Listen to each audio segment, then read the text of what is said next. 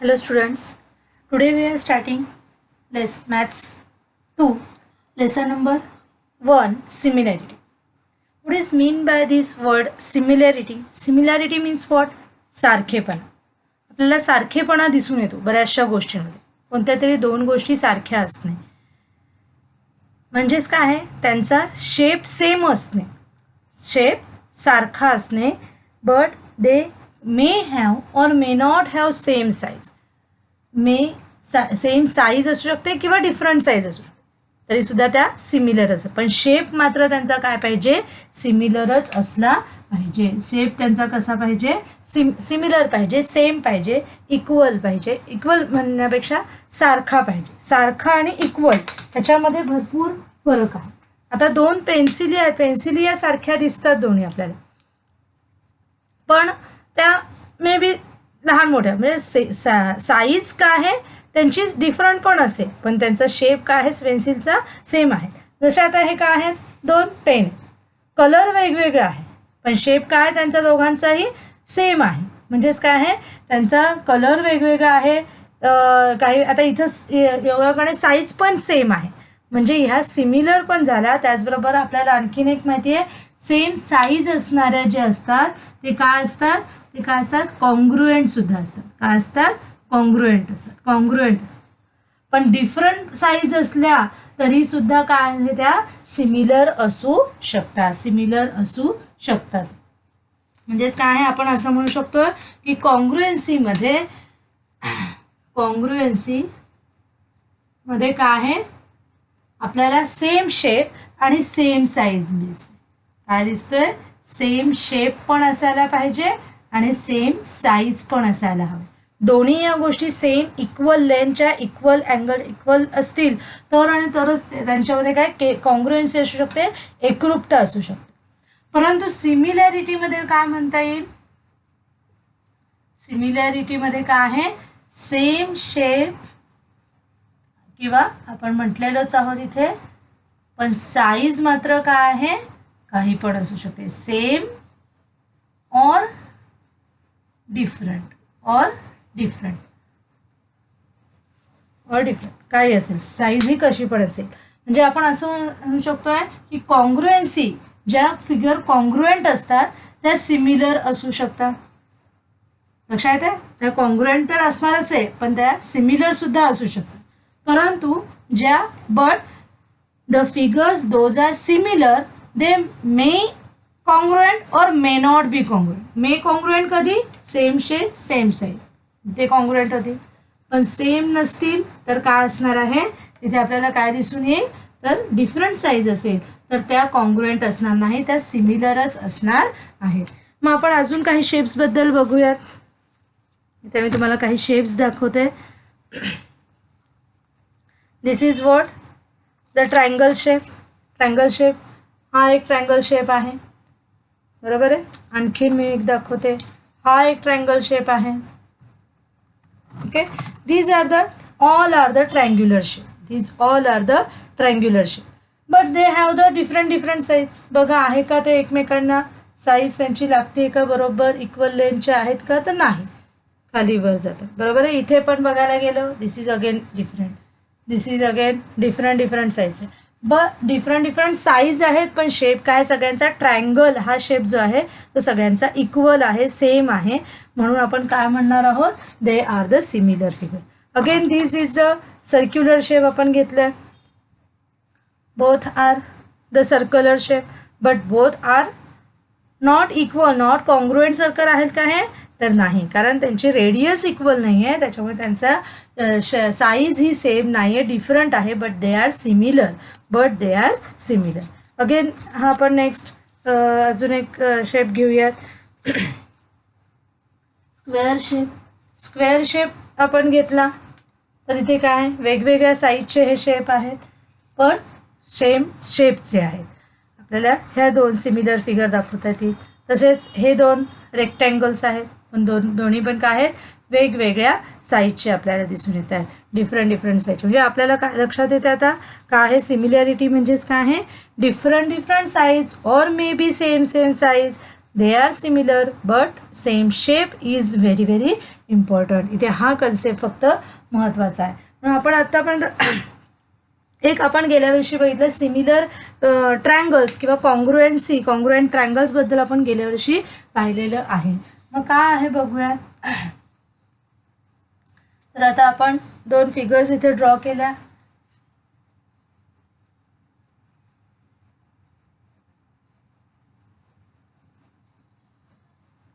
These 2 figures are, see,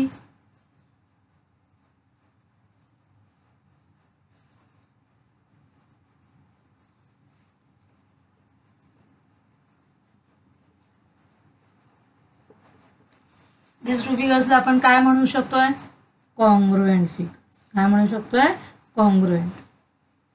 they are similar, yes they are similar also, they are similar also and congruent also. म्हणजेच काय आहे, ते congruent पण आहे, similar पण आहे. का बरं, त्यांचे अँगल्स तिन्ही पण काय आहेत, कॉन्ग्रुएंट आहेत. इथे आणखीन एक आपल्याला शब्द घ्यायचा आहे, करस्पॉन्डिंग. हा खूप महत्त्वाचा शब्द आहे, करस्पॉन्डिंग साइड्स, करस्पॉन्डिंग अँगल्स. म्हणजेच काय आहे, हा अँगल ह्याच्या करस्पॉन्डिंग अँगल बरोबर काय आहे, कॉन्ग्रुएंट आहे. पहिल्या फिगरचा हा अँगल, आता याला आपण नाव देऊया ए. एला ए आणि ह्याला आपण म्हणूयात P small. A is congruent to P, B is congruent to Q, C is congruent to R. Okay, म्हणजेच इथे काय आहे, त्यांच्या करस्पॉन्ड. ए हा क्यूला कॉन्ग्रुएंट आहे का, तर नाही. बी हा क्यू, कारण बी चा करस्पॉन्डिंग अँगल कोणता आहे, क्यू आहे. ए चा करस्पॉन्डिंग अँगल कोणता आहे, पी आहे. तसंच सी चा करस्पॉन्डिंग अँगल कोणता आहे, आर आहे. म्हणजे इथे आपल्याला वर्ड कोणता महत्त्वाचा दिसतोय, corresponding angles, corresponding angles, corresponding sides. तसंच आणखीन एक शब्द आहे साइड्स. मग इथे करस्पॉन्डिंग साइड्स म्हणजेच कोणत्या आहे, तर ही करस्पॉन्डिंग साइड आहे याच्याशी, बरोबर आहे. ही करस्पॉन्डिंग साइड्स कोणाशी आहे, या करस्पॉन्डिंग साइड, ही एक साइड त्याच्या करस्पॉन्डिंग साइडशी कॉन्ग्रुएंट आहे. दुसरी साइड करस्पॉन्डिंग साइडशी कॉन्ग्रुएंट आहे. तिसरी साइड त्याच्या करस्पॉन्डिंग साइडशी कॉन्ग्रुएंट आहे. म्हणजे इथे आपण समजा त्यांना म्हटलो, ही साइड ह्याच्याशी कॉन्ग्रुएंट आहे का, नाही, त्याच्या करस्पॉन्डिंग साइडशीच कॉन्ग्रुएंट आहे. म्हणून तिथे काय म्हटलेलं आहे, these figures are congruent figures or maybe we can say these figures are similar figure, because आपण काय म्हटलोय, इथं सेम साईज असेल तरी पण it is a similarity, it is a similar आपण म्हणतो, सिमिलर. पण आता आपल्याला आणखीन एक दुसरी डायग्राम बघायची आहे. समजा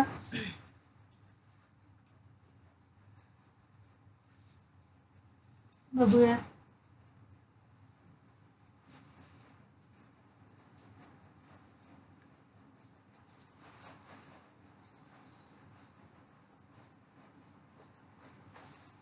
काय दिसतोय, शेप कसा आहे, सेम आहे. साईज काय दिसते, डिफरंट साईज दिसते. काय दिसते, डिफरंट साईज दिसते. म्हणजेच इथे आपल्याला काय म्हणता येईल, these are the figures having the different size but shape same shape. Okay, म्हणजेच इथे आपल्याला असं म्हणता येईल, इथे सुद्धा पुन्हा तेच आहे, जरी डिफरंट साईज असतील तरी त्यांचा शेप मात्र सारखा आहे. शेप सारखा असल्यामुळे त्यांचे अँगल्स आपल्याला काय दिसून येणार आहे, इक्वल दिसून येणार आहे. कारण जर वेगवेगळे शेप असतील तर त्यांचा अँगल सेम असेल का.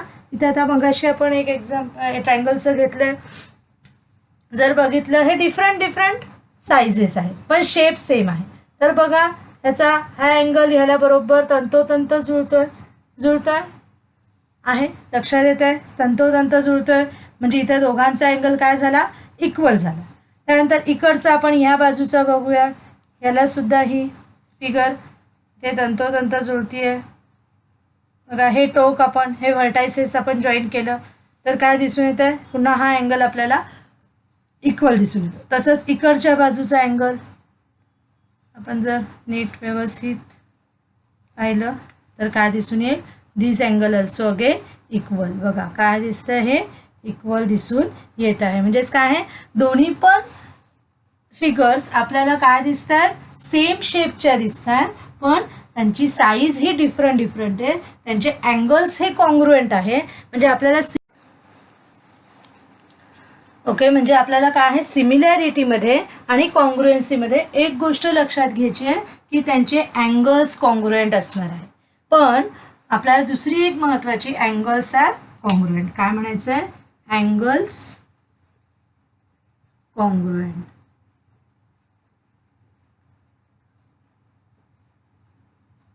Angles are congruent. पण त्यांची साईज, सॉरी काय म्हणू शकतो, साईड्स काय असणार आहे, डिफरंट शेपचे असणार आहेत. पण त्यांचा साईड्सचे काय असणार, रेशिओ, हे काय पाहिजे आपल्याला, रेशिओ इक्वल प्रपोर्शनमध्ये पाहिजे, इक्वल प्रपोर्शनमध्ये असणं आवश्यक आहे. दिस इज द सेकंड थिंग. मग पण ते सुद्धा करस्पॉन्डिंग साईड ह्याचीही. आता आपण ह्याला अंदाजे काही लेंथ देऊयात. Suppose this is a 4, this is of size 2, this is again size of 6, 3, this is 8, this is 4.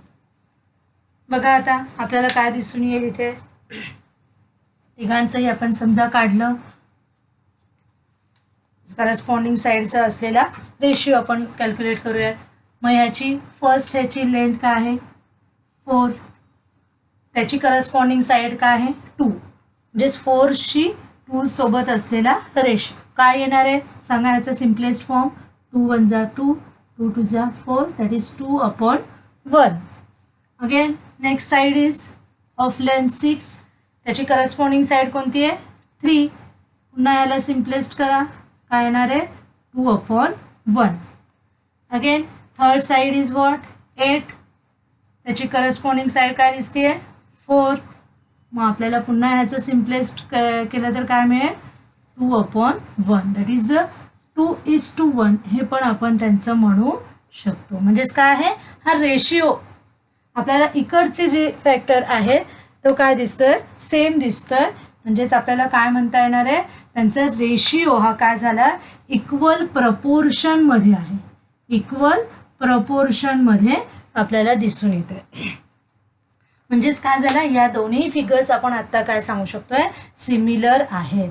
कधी आपण सांगणार आहोत, त्यांचे अँगल्स कॉन्ग्रुएंट असल्यावर आणि त्यांच्या साईड्स हा काय असणार आहे, इक्वल प्रपोर्शनमध्ये त्यांचा रेशिओ असेल तर आणि तरच त्या दोन फिगर्स काय असणार आहे, तर सिमिलर असणार आहे. मग अशा आपण ही जी कन्सेप्ट आहे यालाच अजून आपण असं म्हणू शकतोय की समजा हे ए आणि बी नंबर्स आहेत, हे these are the, if these आपण सपोज त्यांना ए बी नाव देऊयात, तर त्याचा रेशिओ काय आलेला आहे m/n.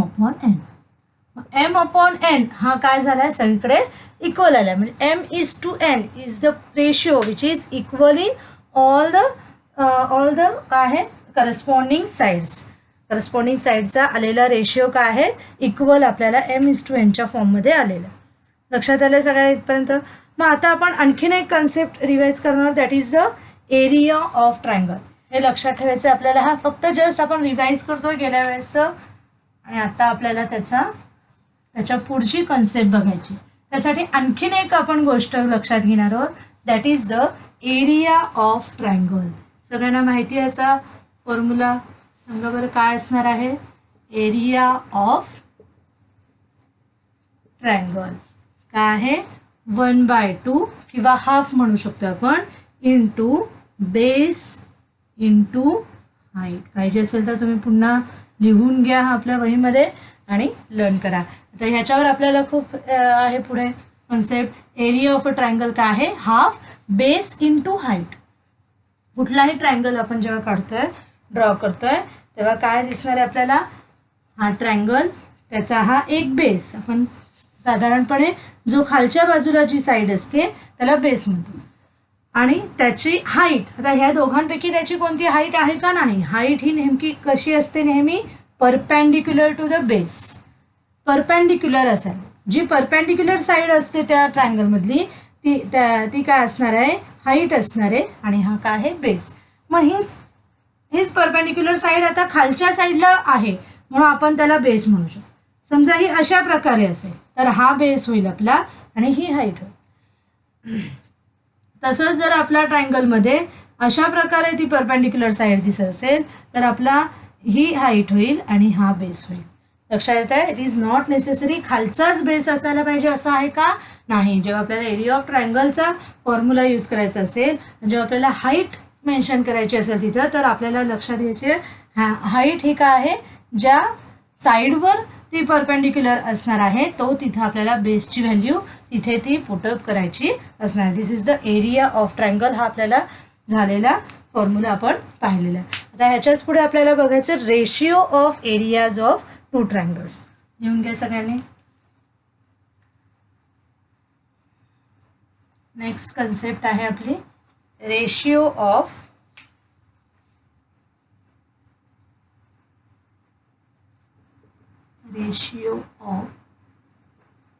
Areas of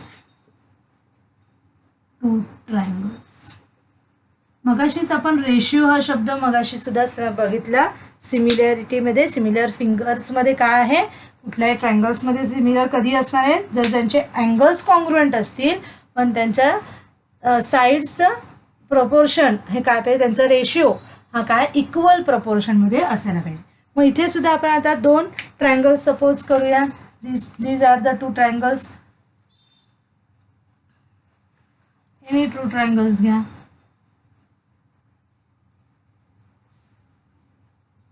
having the same shape चे असेल. मग हे दोन सेम शेपचे आहेत, त्यांची ही हाईट याला नाव देऊयात A B C P Q R P S. Okay, ही काय झाली त्यांची हाईट आणि ही काय झालेलं आहे बेस.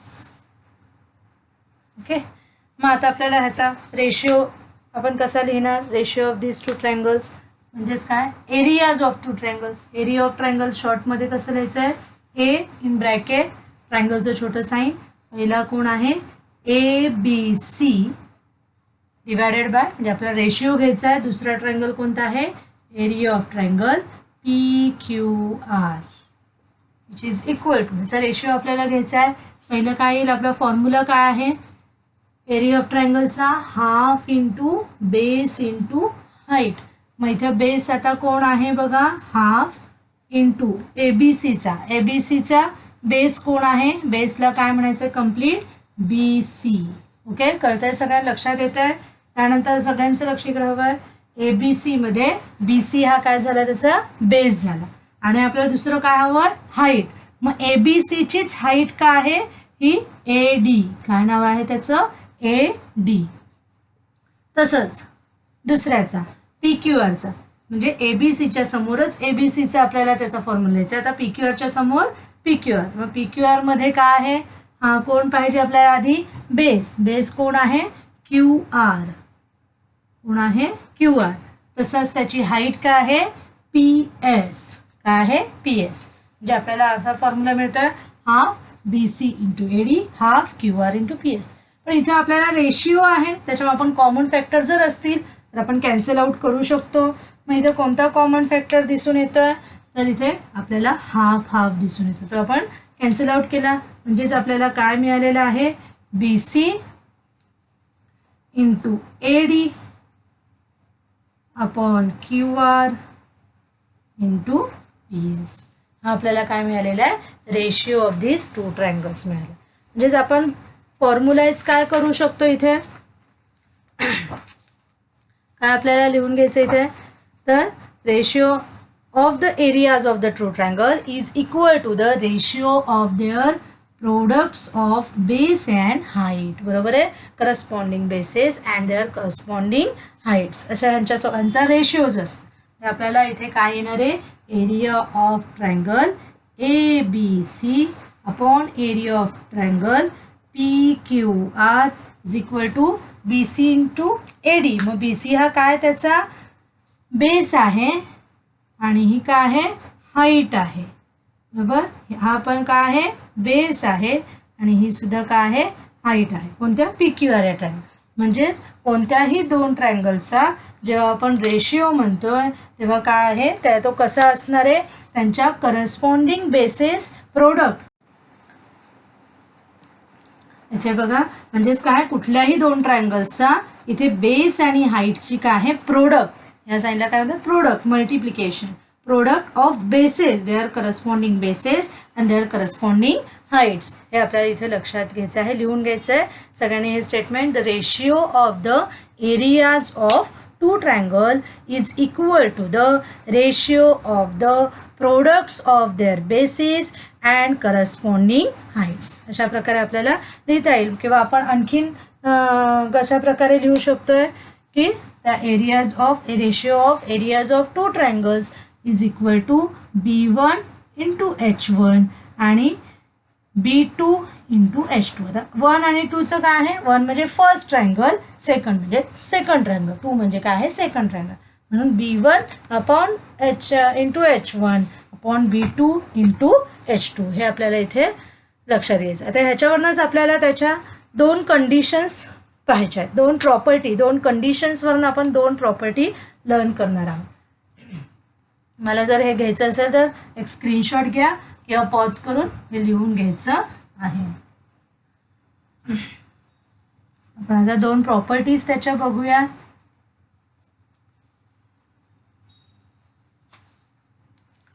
प्रॉपर्टी नंबर 1 लिहून घ्यायची आहे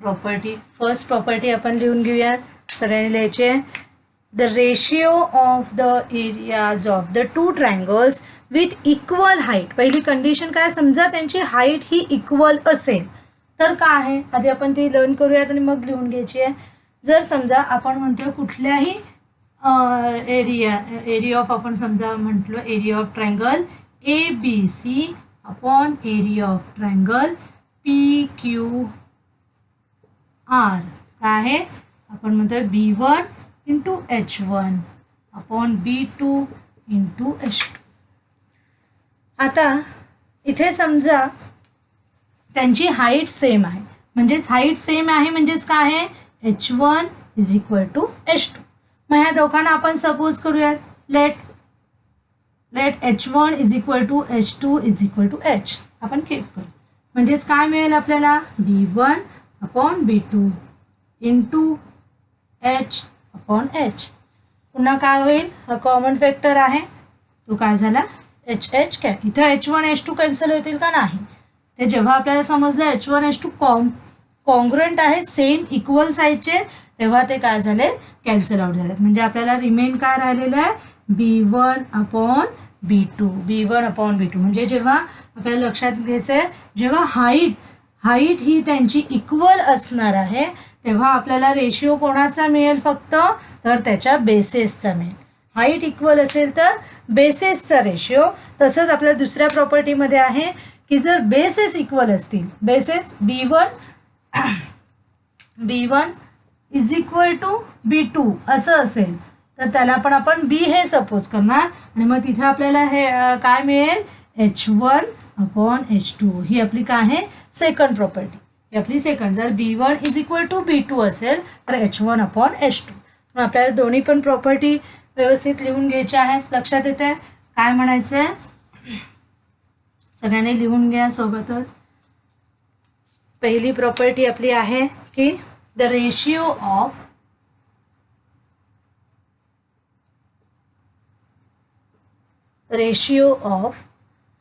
the areas of two triangles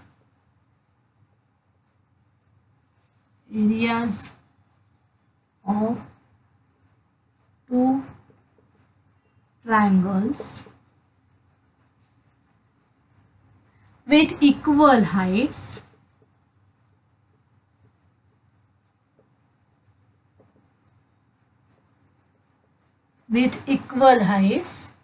is equal to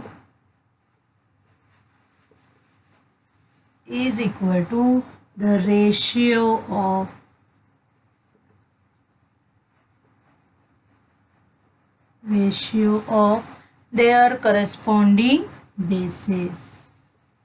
their corresponding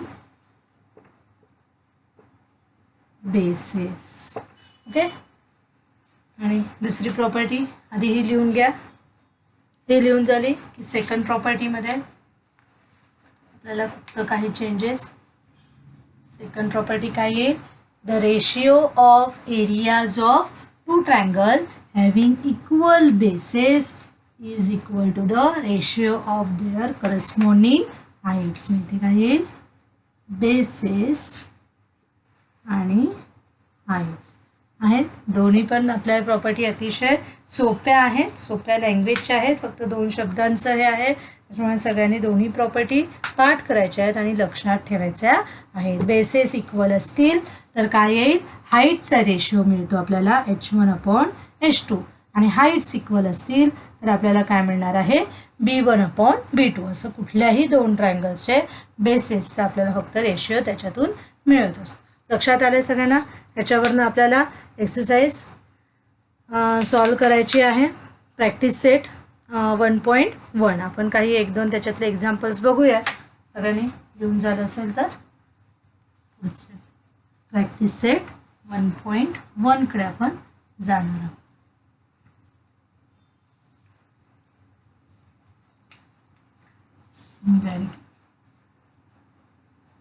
practice set 1.1.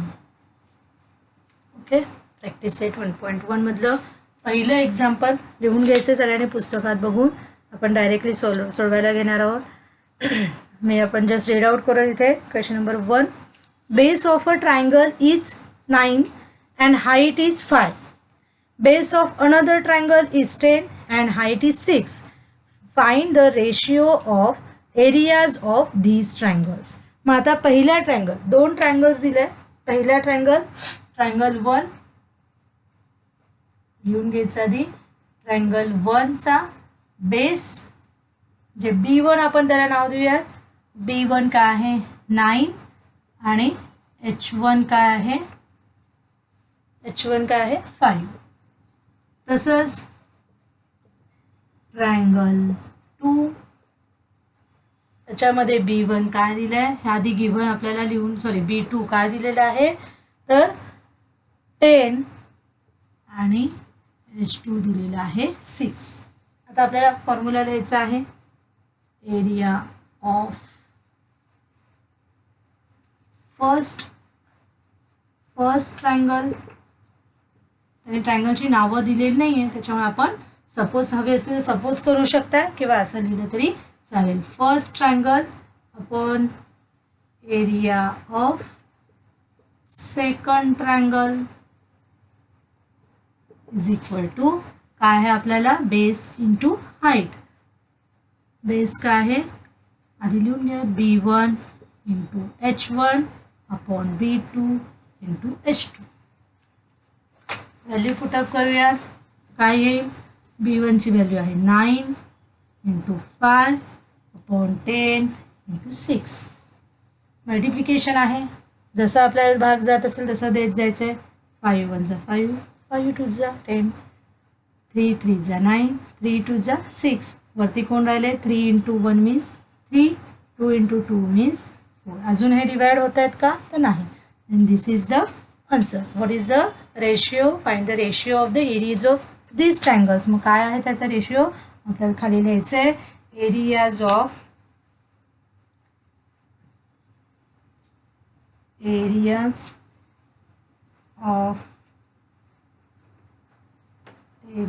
नाही, रेशिओज ऑफ असं म्हणायचं. Ratio of